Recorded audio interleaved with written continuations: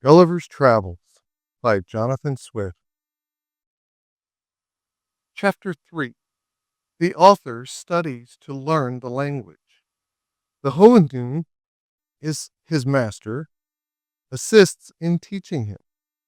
The language described, several Houyhnhnms of quality come out of curiosity to see the author.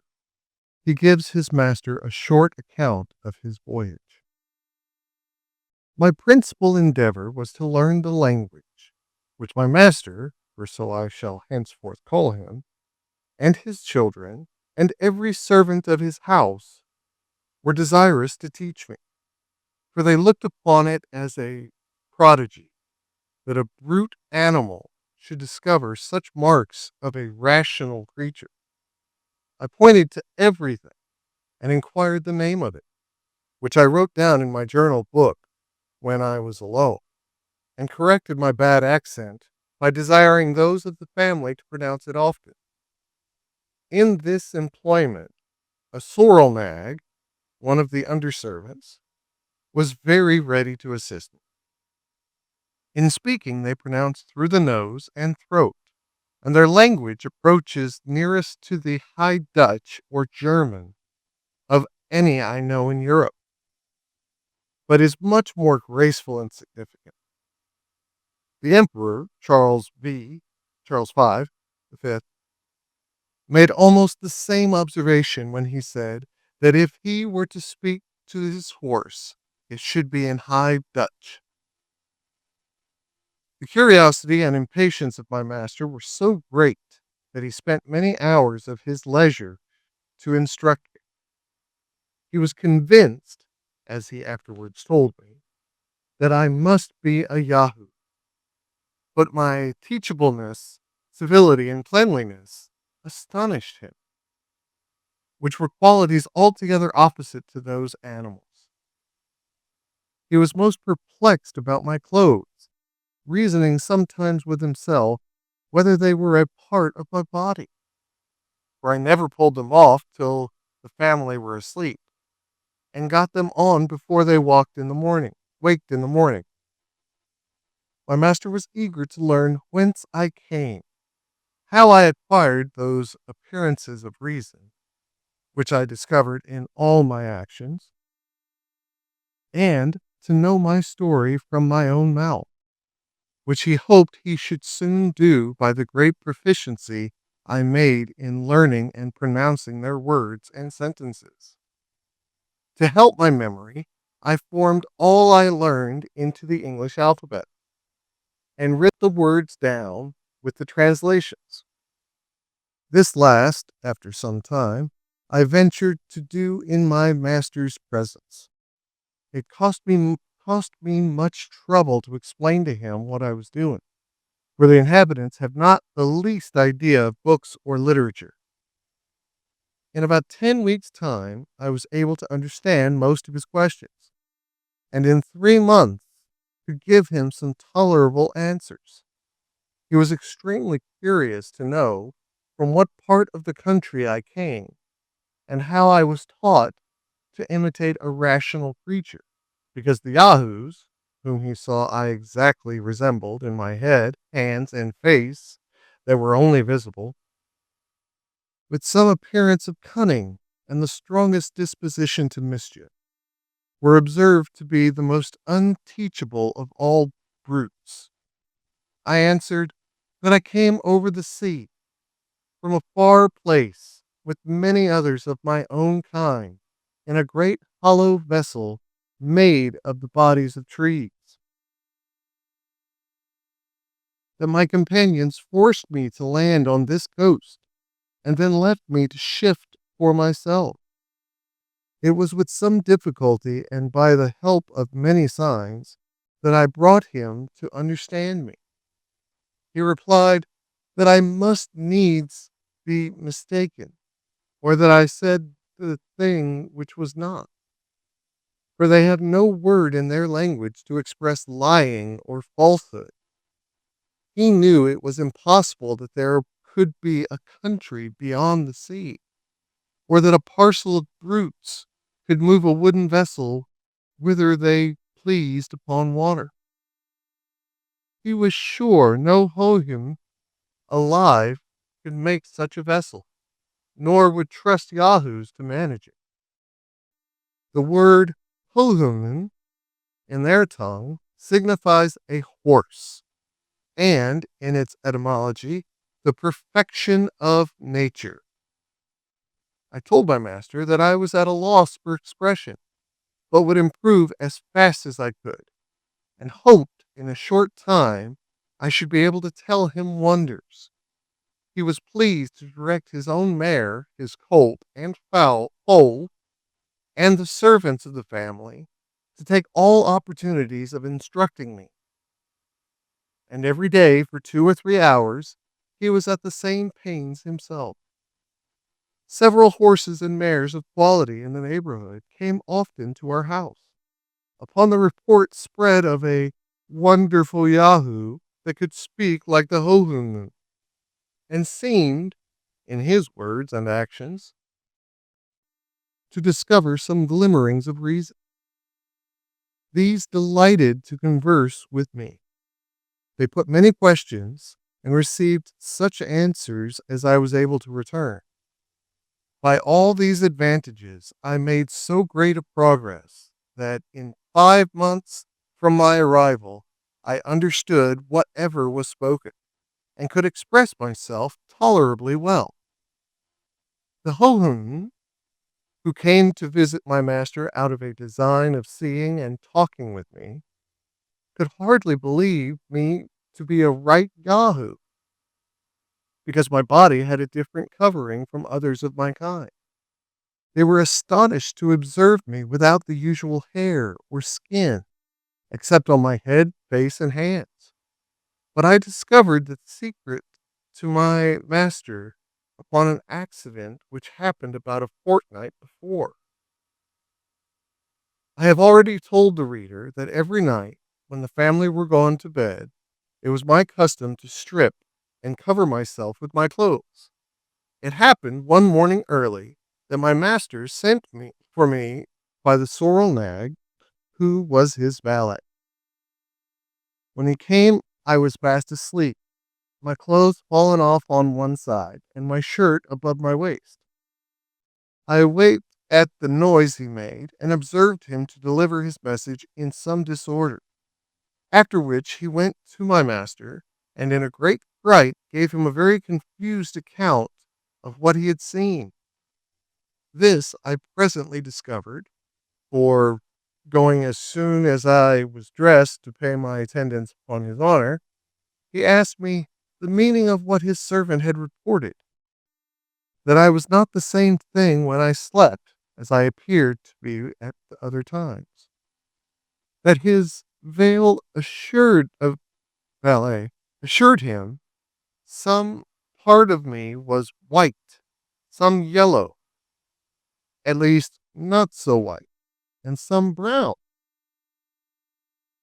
I had hitherto concealed the secret of my dress, in order to distinguish myself as much as possible from that cursed race of Yahoo.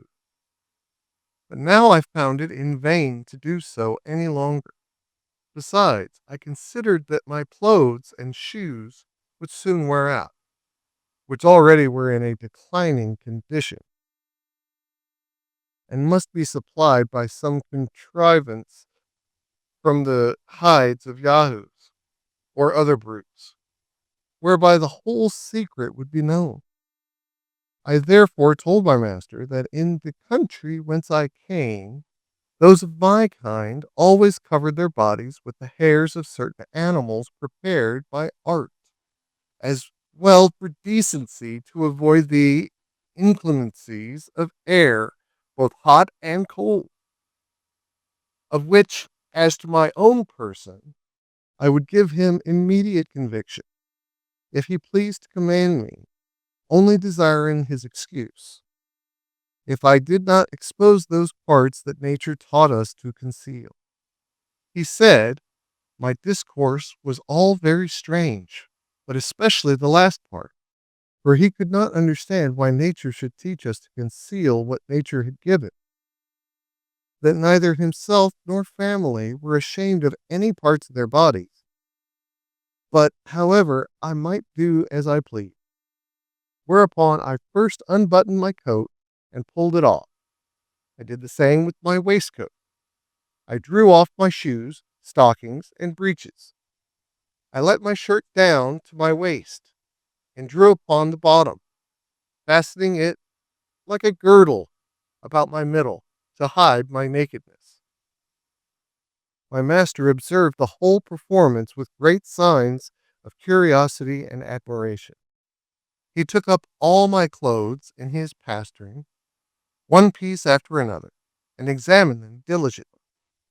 He then stroked my body very gently and looked round me several times, after which he said it was plain I must be a perfect Yahoo, but that I differed very much from the rest of my species in the softness, whiteness, and smoothness of my skin, my want of hair in several parts of my body, the shape and shortness of my claws behind and before, and my affection of walking continually on my two hinder feet. He desired to see no more, and gave me leave to put on my clothes again, for I was shuddering with cold. I expressed my uneasiness at his giving me so often the appellation of Yahoo, an odious animal, for which I had so utter a hatred and contempt. I begged he would forbear applying that word to me, and make the same order in his family and among his friends whom he suffered to see me. I requested likewise that the secret of my having a false covering to my body might be known to none but himself, at least as long as my present clothing should last. For as to what the sorrel nag, his valet, had observed, his honor might command him to conceal it. All this my master very graciously consented to, and thus the secret was kept till my clothes began to wear out, which I was forced to supply by several contrivances that shall hereafter be mentioned. In the meantime, he desired I would go on with my utmost diligence to learn their language, because he was more astonished at my capacity for speech and reason than at the figure of my body, whether it were covered or not, adding that he waited with some impatience to hear the wonders which I promised to tell him. Thenceforward he doubled the pains he had been at to instruct me. He brought me into all company and made them treat me with civility, because, as he told them, privately, this would put me into good humor and make me more diverting. Every day when I waited on him, beside the trouble he was at in teaching, he would ask me several questions concerning myself, which I answered as well as I could, and by these means he had already received some general ideas, though very imperfect. It would be tedious to relate the several steps by which I advanced to a more regular conversation.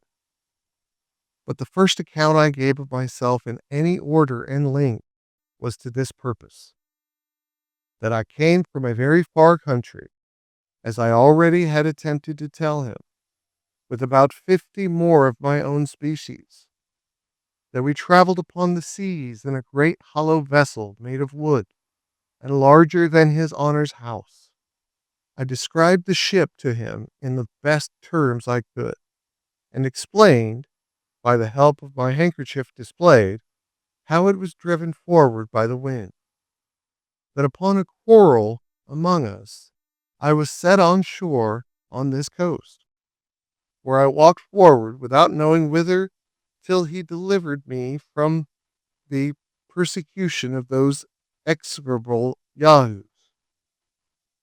He asked me who made the ship, and how it was possible that the Houyhnhnms of my country would leave it to the management of brutes. My answer was, that I durst proceed no further in my relation, unless he would give me his word and honor that he would not be offended, and then I would tell him the wonders I had so often promised. He agreed, and I went on by assuring him that the ship was made by creatures like myself, who, in all the countries I had traveled, as well as in my own, were the only governing rational animals, and that upon my arrival hither, I was as much astonished to see the Houyhnhnms act like rational beings as he or his friends could be in finding some marks of reason in a creature he was pleased to call a Yahoo, to which I owned my resemblance in every part, but could not account for their degenerate and brutal nature. I said farther, that if good fortune ever restored me to my native country, to relate my travels hither, as I resolved to do, everybody would believe that I said the thing that was not, that I invented the story out of my own head, and, with all possible respect to himself, his family, and friends, and under his promise of not being offended, our countrymen would hardly think it probable that a Houyhnhnm should be the presiding creature of a nation, and a Yahoo the brute.